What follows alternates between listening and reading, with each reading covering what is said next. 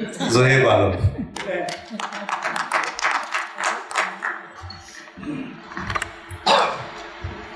बाबा जी थोड़ी इजाजत ना राय शेर ने जद ताकां दे चीरां विचों छणदी धुप नाल अख खुलदी है। जद ताकां दे चीरां विचों छणदी धुप नाल अख खुलदी है, सीने दे विच सुत्ती खपदी बाहरली चुप नाल अख खुलदी है। सीने दे विच सुत्ती खपदी बाहरली चुप नाल अख खुलदी है। ते अखीं दे दो जुगनू छड्ड के बाकी बलब बुझा चा सारे। अखीं दे दो जुगनू छड्ड के बाकी बलब बुझा चा सारे।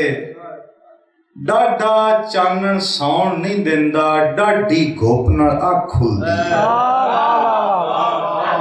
डाढा चानण सौण नहीं दिंदा, बड़ी मेहरबानी, डाढी घुप नाल अख खुलदी है। शेर वेख्या जे कि ओले ते सावें विचकारी ओंदियां दो तलियां दी जाए।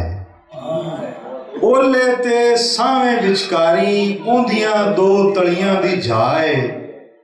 मेरे ओले ते सावें दी इस लुक छुप नाल अख खुलदी। मेरे ओले ते सावें दी इस लुक छुप नाल अख खुलदी है। तीन ही शेर होर ते फिर इजाजत।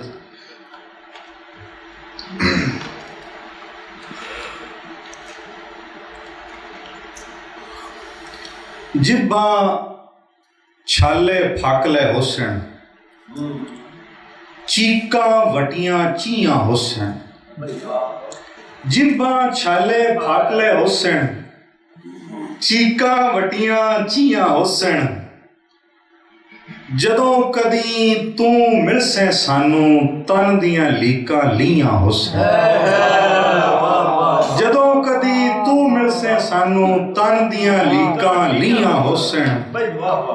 ते जिंदी याद दे हर वेले तू पेड़े करदी रहनी है। जिंदी याद दे हर वेले तू पेड़े करदी रहनी है।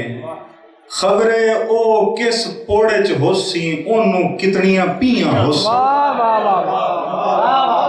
बड़ी मेहरबानी, बड़ी मेहरबानी। जिंदी याद दे हर वेले तू पेड़े करदी रहनी है।